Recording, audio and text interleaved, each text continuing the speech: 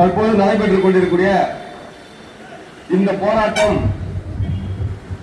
நிச்சயமாக இந்த ஒன்றிய அரசு இந்த அரசாங்கம் செய்ய தவறியதை திட்டமிட்டு பொதுமக்களை எப்படியெல்லாம் வஞ்சிக்க முடியும் என்று திட்டம் தீட்டி ஏமாற்றி நடுத்தருவில் நிற்க வைத்தால் என்ன நடக்கும் என்பதற்கு ஒரு சான்று இன்று வங்கியினுடைய வாடிக்கையாளர்கள் நடுத்தருவில் நின்று போராடி கொண்டிருக்கிறார்கள்.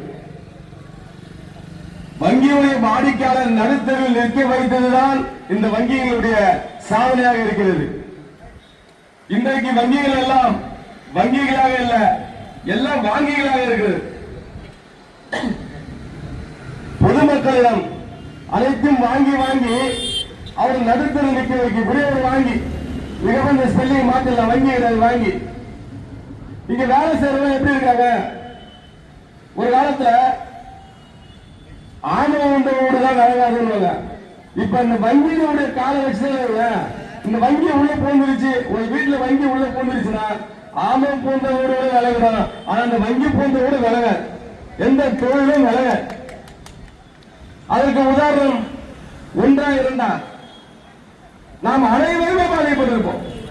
இந்தியாவில் இருக்கக்கூடிய அத்தனை பேரை எப்படி இந்திய குடிமகன்களோ அத்தனை பேரை எப்படி இந்திய பிரஜைகளோ அது போல இந்தியாவில் இருக்கக்கூடிய அத்தனை பேருமே இந்த வங்கிகளாக பாதிக்கப்பட்டவர்களாக இருக்கும்.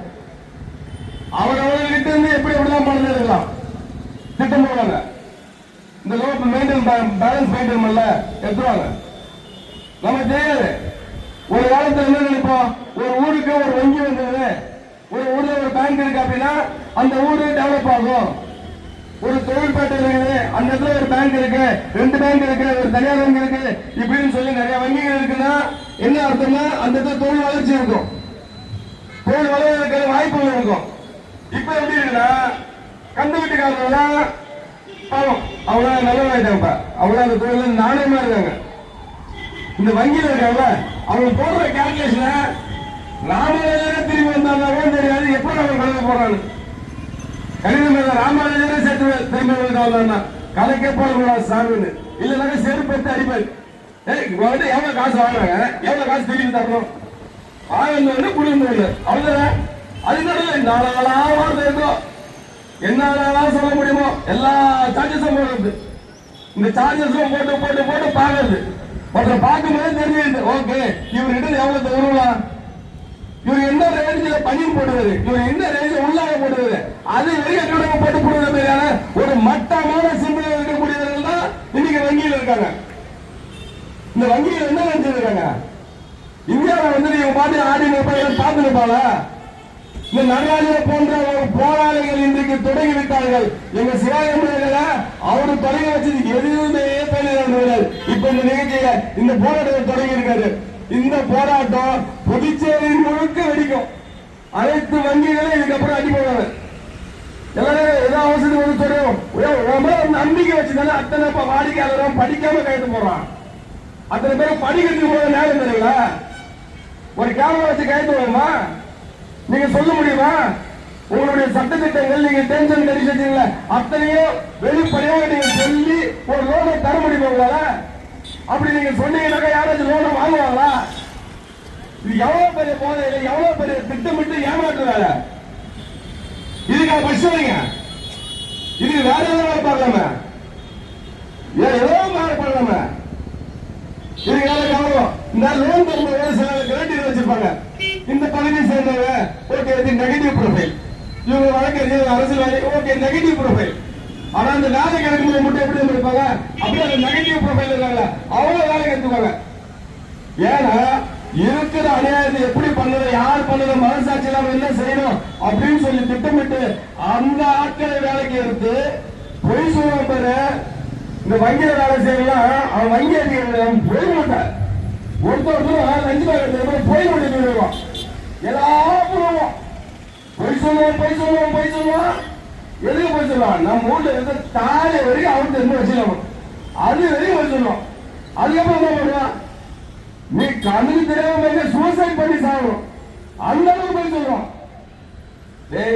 நினைச்சு பாருங்க, நீங்க வாழ காசு யாருங்க, இந்த வாடிக்கையாளர்களுடைய காசு. யார் நல்லா இருந்தா நீங்க நல்லா இருப்பீங்க, இந்த வாதிகள் நல்லா நல்லா இருப்பீங்க. இந்த எதிர்கால திட்டம் பேசுற வங்கிகளை வைத்து விட்டு போடுவீங்க. எப்படி போடுவீங்க? உள்ளபடியே நீங்க ஒரிஜினலா தேவையானவர்களுக்கு நீங்க லோனை கொடுத்து அவங்களோட வளர்ச்சிக்கு நீங்க மதிப்பு பண்ணீங்கன்னாக்கா அவங்க வங்கி போக சொல்லுவாரு. சரி, இன்னொரு பக்கம் எப்படி அவங்க போயிட்டு பல லட்சம் கோடி அதிகமா எப்படி உங்களுக்கு தள்ளுபடி பண்ண முடியுது? யாரு விட்டு பணம்? இங்க உட்காந்து ஒவ்வொரு தாய்மார்கள் பணம் சும்மா சுருக்கு பயில காசு எல்லாத்தையும் டிஜிட்டல் இந்தியா தீவிட்டாங்க. டிஜிட்டல் இந்தியா பேர் தாய்மார்கள் ஒரு ரூபாய் காசு கூட 50 வருஷம் நாளாக எல்லாத்தையும் தீவிட்டாங்க. இந்த நாளே இல்லாத பசங்க வேறன்னா இந்த வங்கி அது வேற போட்டு வச்சு மாநகட்ட பசங்க வாங்க அது நிறைய சும்மா கிடையாது, ஊரே கட்டி போட்டு இன்னைக்கு உங்க வங்கிகளுக்கு எதிர்ப்பாக நீங்க தொடங்கி வச்சிருக்காங்க. இந்த தொடக்கம் இது சாதாரண தொடக்கம் இல்ல, ஏதோ ஒரு தனி மனிதனுக்கு இல்ல, ஒரு போராளி தொடங்கி இருக்காங்க. ஒரு வரலாறும் ஒரு போராளியால்தான் தொடங்கப்படுகிறது. அப்படி நகரில் என்கிற போராளியால், இந்த கோயில்களால், இந்த சங்கத்தினரால் தொடங்கி வைக்கப்பட்டுள்ள இந்த போராட்டத்தினுடைய பிரிவு ஒட்டுமொத்த இந்தியாவிலும் இந்த வங்கிகளால் பாதிக்கப்பட்டவர்களுக்கு மீண்டும் நியாயம் பெற்றுத்தரும் வரை இந்த போராட்டம் ஓயாது. அதுவரை இந்த போராட்டம் தொடர வேண்டும். அதற்கு என்னுடைய மனமார்ந்த வாழ்த்துக்களை தெரிவித்துக் கொள்கிறேன்.